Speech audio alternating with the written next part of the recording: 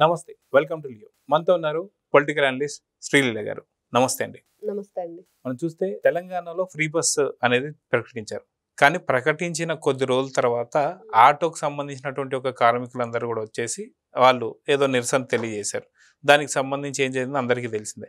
కానీ ఏపీలో free bus ఇంకా పూర్తిగా ప్రకటించక ముందే, అంటే ఆగస్టు 15 అని చెప్పి ఎప్పటి నుంచో డేట్ కన్ఫర్మ్ చేస్తున్నా, ఇంకా ఫ్రీ బస్సు మహిళలు ఎక్కక ముందే ఇక్కడ ఉండేటువంటి ఒక ఆటో కార్మికులు కొంతమందిని తీసుకొచ్చి మరి సాక్షి మీడియాలో వాళ్ళతో మాట్లాడించడం జరిగింది. సో మొత్తానికి ఇప్పటికీ అంటే రెండు రాష్ట్రాల్లో ఇద్దరు ఓడిపోయినా కుట్రపూరిత ఆలోచనలు మాత్రం ఇద్దరు షేర్ చేసుకుంటున్నారా అంటే ఏమంటారు? కుట్రపూరిత అంటే ఆలోచనలు షేర్ చేసుకోవటంలో ముందు చూపుగా ఉంటున్నారు. అంటే తొందరపడి కోయిల ముందే కూసింది అంటారు చూడండి. అలాగే వీళ్ళు కూడా వివేకానంద రెడ్డి హత్య కేసులో తొందరపడి ఏదో మాట్లాడేసాం, తొందరపడి ఏదో చేసాం, అయ్యో దొరికిపోయామే అని, లేకపోతే ఇంకా వాళ్ళు చేసిన తప్పులన్నీ మద్యం కానివ్వండి, ఇంకా కొన్ని మీడియా ముందుకు వచ్చి స్క్రిప్ట్ రాసుకొని వచ్చే మాటలు కానివ్వండి, ఇవన్నీ కూడా వాళ్ళకి కొన్ని వెనక తిరిగి ఆలోచించుకుంటే ఇక్కడ తప్పు చేసాం, ఇక్కడ తప్పు చేసాం, అట్లాంటి తప్పులు మళ్ళీ చేయకూడదని చెప్పేసి మళ్ళీ తప్పు చేశారు. మళ్ళీ కూడా ఏం చేశారంటే అసలు ఫ్రీ బస్ ఇంకా స్టార్ట్ అవ్వక ముందే వీళ్ళందరినీ కూడా తీసుకొచ్చేసి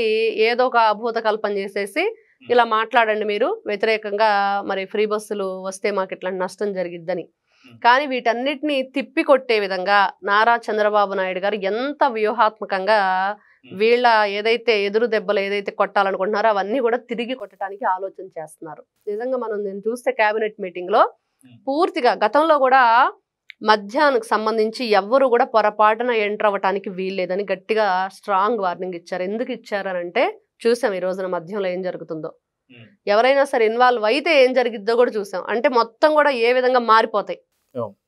మరి అదేవిధంగా ఇసుకకు సంబంధించి మరి కొన్ని ఇలాంటివన్నీ కూడా చెప్పారు, ఎక్కడా కూడా మీరు ఎంటర్ అవ్వద్దు అని. కానీ నిన్న స్త్రీ శక్తి ఉచిత బస్సు ఆగస్టు 15 కార్యక్రమానికి ప్రతి ఒక్కరు కూడా వాళ్ళ నియోజకవర్గాల్లో హాజరు కావాలని, ఇది మహిళలకి ఒక పెద్ద పండుగగా మనం తీసుకువెళ్లాలని, అదేవిధంగా శ్రావణ మాసంలో వస్తుంది, ప్రతి ఒక్కరు కూడా చాలా హ్యాపీగా ఫీల్ అవుతున్నారు. ఈ రోజున మహిళలు కూడా బయటకు వెళ్ళి ఉద్యోగాలు చేయటం, ఈ బస్సుల్లో వెళ్ళటం వాళ్ళకు కూడా చాలా ఇబ్బందికరమైన పరిస్థితి. ఆర్థిక స్వాతంత్రం అని చెప్పి గతంలో ఎన్టీ రామారావు గారు మాటలు మళ్ళీ గుర్తు చేసుకుంటూ టీడీపీ ఏదైతే మహిళల కోసం పేదల కోసం నిలబడే పార్టీ అని మరొకసారి గుర్తు చేసుకుంటున్నట్లుగా మనకి స్త్రీ శక్తి కనిపిస్తుంది. నిజంగా స్త్రీ శక్తి అనగానే పాపం జగన్మోహన్ రెడ్డి గుర్తొస్తున్నాడు. అతను ఒక మాట చెప్పాడు, నేరుగా పులివెందుల నుంచి ఒక అరగంటలోనో గంటలోనో వైజాగ్ వెళ్ళిపోవచ్చు అని. అంటే ఆయన ఏమన్నా కలగంటున్నాడా ఏంటి, నిద్రలో కళ్ళు మూసుకొని ఎక్కడికైనా వెళ్ళొచ్చు అనుకున్నట్లుగా ఉంది. ఇంకా ఆ లెక్కను చూస్తే లండన్ కూడా వెళ్ళొచ్చు. కానీ జగన్మోహన్ రెడ్డి గారు అనుకున్నట్లు కాదు. కానీ రాష్ట్ర వ్యాప్తంగా ఆంధ్ర రాష్ట్రం బోర్డర్ వైపు ఎక్కడ చూసుకున్నా కూడా అంతవరకు ప్రతి ఒక్కరూ కూడా మహిళలు ప్రయాణించవచ్చు.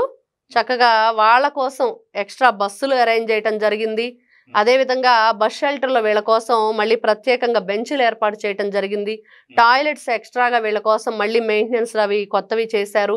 ఇంకా చాలా సదుపాయాలు. అంటే ఇక్కడ ఒకటి ఆలోచించాలండి, ఫ్రీ బస్ ఇచ్చాము అయిపోయిందని చెప్పేసి ఆలోచించలేదు. వాళ్ళకు అక్కడ ఎదుర్కొనే సమస్యల మీద కూడా వీళ్ళు దృష్టి పెట్టి, అదేవిధంగా కండక్టర్లు కూడా ఇక్కడ టికెట్ ఇచ్చేటప్పుడు వీళ్ళకి సపరేట్ టికెట్, అక్కడ వీళ్ళకి అమౌంట్ పే చేసేది లేదు కాబట్టి ఆ ఫ్రీ కాస్ట్ అనేది ఏ విధంగా వీళ్ళు టైప్ చేసి ఇవ్వాలి, దాంట్లో ఆ స్త్రీ శక్తి అనే సింబల్ ఏ విధంగా రావాలి, దాని మీద ట్రైనింగ్ ఇవ్వటం కానివ్వండి, ఇవన్నీ మనం చూస్తూ ఉంటే ఎంత గొప్పగా ఆలోచిస్తున్నారు. అయితే ఆర్టీసీ వ్యవస్థ వైఎస్ఆర్సీపీ పార్టీ అధికారంలో ఉన్నప్పుడు ఎలా ఉందో మనం చూస్తే కనుక, గొడుగులు వేసుకొని ఆర్టీసీ బస్సుల్లో ప్రయాణం చేసిన రోజులు ఒక్కసారి ఆ విజువల్స్ ఇప్పటికి కూడా కనిపిస్తూ ఉంటాయి గూగుల్లో. ఆర్టీసీ బస్సులో గొడుగులు వేసుకొని ప్రయాణం చేశారు. అంటే వాటికి ఎక్కడ కూడా మరమ్మతులు చేయించడం కానివ్వండి, పెయింటింగ్స్ వేయటం ఏది కూడా పట్టించుకొని పరిస్థితి. ఇంకా ఆ బస్సులు ప్రయాణించే రోడ్ల గురించి వస్తే, ఈ రోజున కూటమి ప్రభుత్వం అధికారంలోకి వచ్చాక 350 కోట్ల రూపాయలు గుంటలు పూడ్చడానికి ఖర్చు పెట్టిన పరిస్థితి. అంటే ఇంకా ఎంత దౌర్భాగ్యమైన పరిస్థితి గతంలో ఉందో దాన్ని బట్టి మనకు అర్థమవుతుంది. ఇక్కడ చూస్తే ఈ బస్సులు ఎలక్ట్రిక్ బస్సులు వేస్తున్నారు. వీటిలో ప్రయాణించాలంటే రోడ్లు ఏ విధంగా ఉండాలి, ఫస్ట్ ఆ రోడ్లన్నీ కూడా ముందుగా మరమ్మతులు చేయించడం, తర్వాత అక్కడ అనుకూలంగా ఆ బస్సులు ఏ రూట్లో వెళ్తున్నాయి, అక్కడ ఈ బస్సులు తిరగటానికి అనుకూలమైన రోడ్లు ఉన్నాయా లేవని చెప్పి దాని మీద ఎంక్వైరీ. అదేవిధంగా ఇక్కడ ఆర్టీసీ వాళ్ళకు పెద్ద సవాల్గా మారింది. కూటమి ప్రభుత్వం మరి ఎంతమంది ప్రయాణిస్తున్నారు, జిల్లాల్లో ఎంతమంది ప్రయాణిస్తున్నారు, జిల్లాలు దాటి ఎంతమంది ప్రయాణిస్తున్నారు, మరి అదేవిధంగా 2-3 జిల్లాల తర్వాత రాష్ట్ర వ్యాప్తంగా ఎంతమంది వెళతారు, ఇక్కడ నుంచి వేరే స్టేట్కి కూడా వెళ్ళే వాళ్ళు ఉంటారు ట్రైన్లు అలాంటి వాళ్ళు ఎప్పుడైనా సరే మధ్యలో మరి బస్సుల్లో కూడా వచ్చే అవకాశం ఉందా, ఇన్ని రకాలుగా ఆలోచిస్తే వాళ్ళకి ఇప్పటి వరకు ఒక నివేదిక తయారైంది.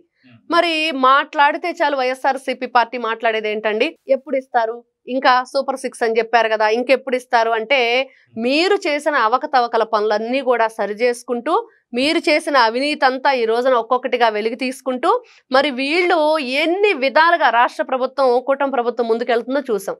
అంటే వీళ్ళ బాధ ఏంటంటే మేము చేసిన అవినీతి బయట పెట్టేస్తున్నారు, ఎక్కడ మా అవినీతి బయటపడిపోయిద్దో ఏదో ఒక విధంగా డైవర్ట్ చేయాలంటే ఇంకా సూపర్ 6 ఇవ్వట్లేదు, ఇంకా సూపర్ 6 ఇవ్వట్లేదు. ఇదే ఈరోజు చూస్తే అన్నదాత సుఖీభవ మరి ఎంతమంది ఖాతాల్లోకి వచ్చినాయి, మళ్ళీ రేపు సెప్టెంబర్ అక్టోబర్లో మళ్ళీ రెండోసారి వేయబోతున్నారు.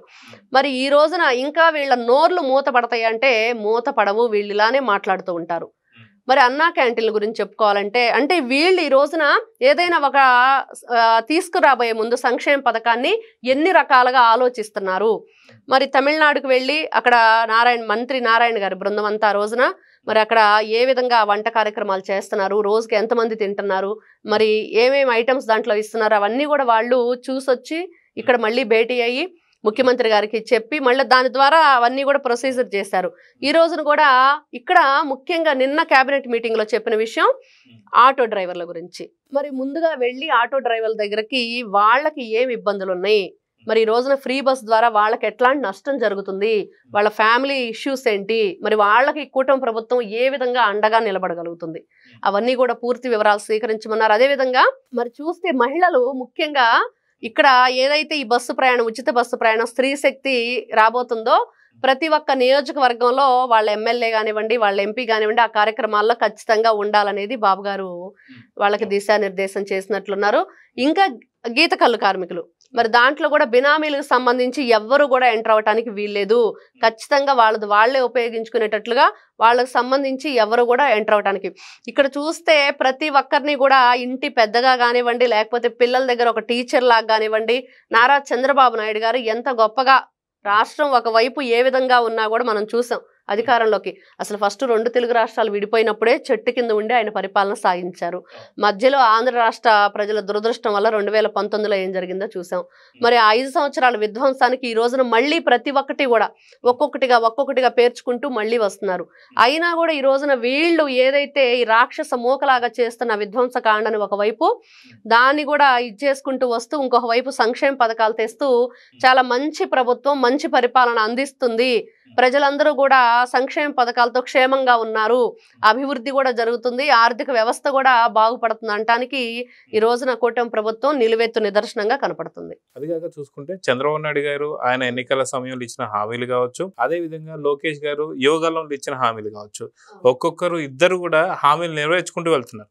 సో కర్నూలుకి సంబంధించినటువంటి ఒక యోగాలంలో హామీ ఏదైతే ఇచ్చారో అది కూడా పూర్తి చేసుకున్నారు లోకేష్ గారు. సో దీని గురించి ఏం చెప్తారు? ఇక్కడ ఒకటండి, నారా లోకేష్ గారు యోగాల వనంగానే వైఎస్ఆర్సీపీ పార్టీ వాళ్ళకి కనిపించేది రెడ్ బుక్. కానీ ఇచ్చిన హామీలను నెరవేరుస్తున్నప్పుడు ప్రతి ఒక్కరు ఏం చెప్తున్నారంటే రెడ్ బుక్ అంటే మా బ్రతుకులకి భరోసా, మాకు ఒక ధైర్యం నమ్మకం, మేము ఏదైనా సరే ఒక సమస్య ఉందంటే చెప్పుకోవటానికి ధైర్యంగా వెళ్ళొచ్చు అనటానికి ధైర్యంగా నిలబడింది రెడ్ బుక్ అనేది ఈ రోజున ప్రజలందరూ చెప్తున్నది. ఎందుకంటే వాళ్ళ సమస్యలను తెలుసుకున్నారు, అసలు అతను యువగళంలో ఏం చేశారు, ఏ విధంగా ప్రజల సమస్యల్ని ఆయన ఆ బుక్ లో పొందుపరుచుకున్నారు, ఎవరి వల్ల వాళ్ళు ఇబ్బందులు పడ్డారు, ఏ విధంగా వాళ్ళు అక్కడ ఎన్ని రకాలుగా ఇబ్బందులకు గురయ్యారు. మరి అదే విధంగా చూస్తే coffee table book PM Modi గారికి ఆ రోజున అందజేశారు. మరి దాంట్లో పూర్తి వివరాలు ఉన్నాయి, రాష్ట్రంలో ఏ విధంగా పర్యటించారు, ఎన్ని కిలోమీటర్లు తిరిగారు, మరి ప్రతి ఒక్క నియోజకవర్గంలో ప్రతి ఒక్క జిల్లాలో ఎట్లాంటి సమస్యలు ఉన్నాయి అన్ని కూడా ఆయనకు చెప్పారు.